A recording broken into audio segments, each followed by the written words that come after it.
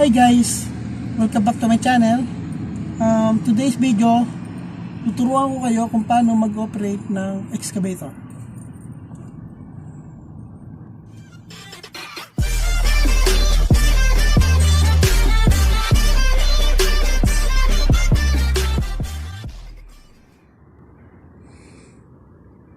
Ayan guys, yan nga pala yung unit natin.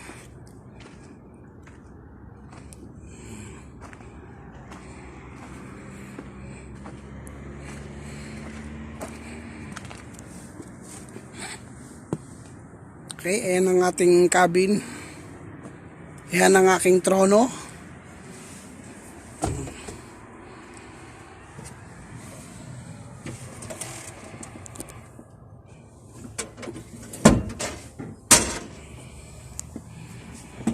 Okay, tuturuan ko kayo.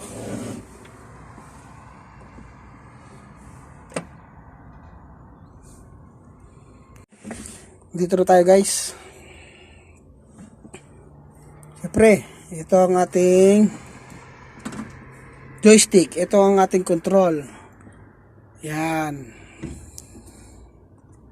Ito sa trackpad, yung pinakagulong natin. Ito naman ang ating monitor. Yung accelerator niya, ito. Dito naman yung iba niyang control. Yung ilaw, yung wiper. Tapos, pagpasensya nyo ng aking salamin, basag. Tinamaan siya ng bato. Dito naman sa left side natin yung control ng aircon. Yan. At ito nga pala yung safety. Tuturo ko sa inyo, papaandiran na. Okay, mag-start na tayo. Start na natin guys.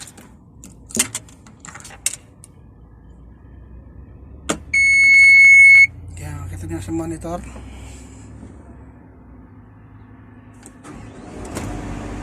Ayan. Close natin yung pinto. Mainit. And then open natin yung aircon. Okay.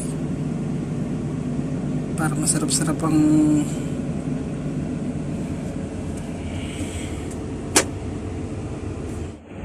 and guys, mag-start na tayong patakbuhin siya. Okay. Ito na, syempre yung ating safety lock, itaas natin. Yan. Kasi pag hindi nyo siya itinaas or hindi nyo siya inon, hindi gagana lahat ng controls niya. Yan, di ba? Hindi gumagana. So, syempre on natin. And then next, press natin accelerator.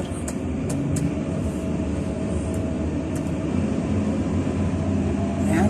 Makikita nyo naman yung numbers ng accelerator, kung anong lakas niya.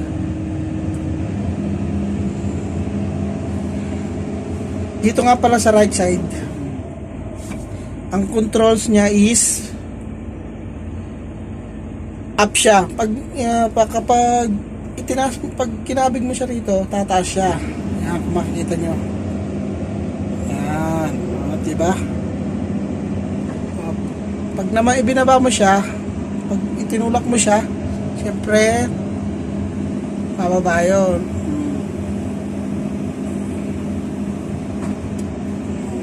Okay, taas. Hindi mo baba.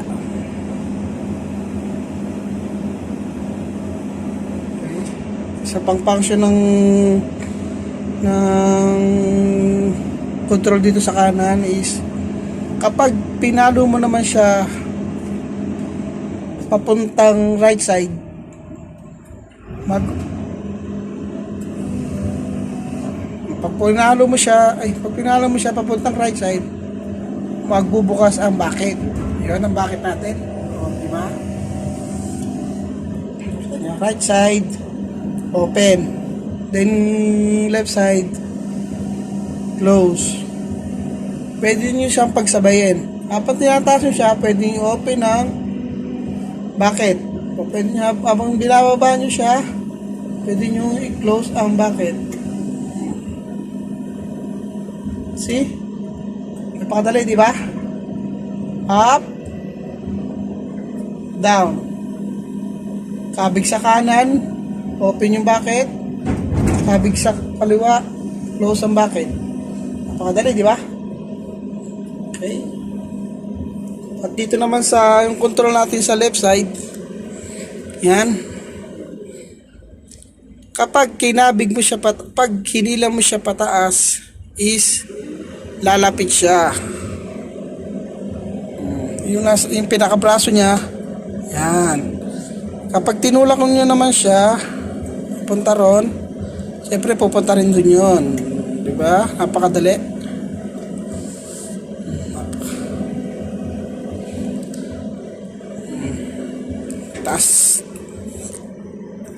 Taas natin ng konti para makita. Okay, kabigin natin papunta sa atin. Tulak.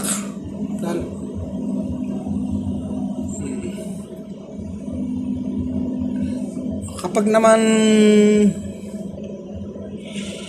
pag kinabig mo siya pa left side, diyan na siya iikot. Okay, left side, iikot siya pa kaliwa syempre. At pag kinabig mo naman siya papunta rito sa right side, syempre iikot siya pa right side. Okay, you see? Ikot, left side, right side. Makadali, hindi ba? Okay, ito naman, tuturo sa inyo kung ano to. Iharap lang tayo ron para mas makita natin, para mas makita nyo ang ating pinakagulong.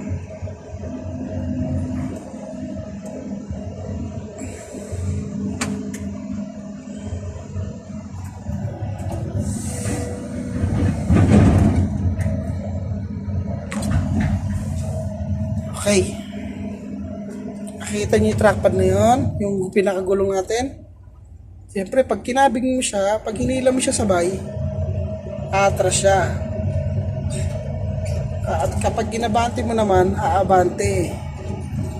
O kapag ginamit mo, pag hinila mo na may isa, siyempre yung kabila lang ang gagana.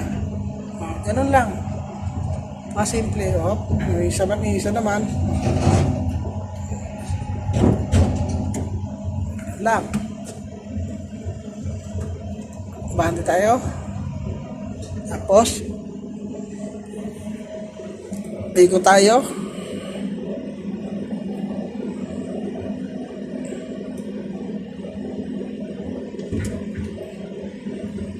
And then baba natin yung baba tayo. Medyo masyado malapit. Layo natin ng konti yung bucket. Open natin yung bucket.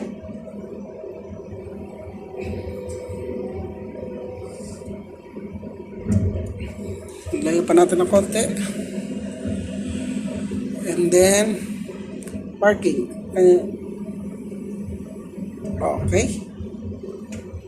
That's all.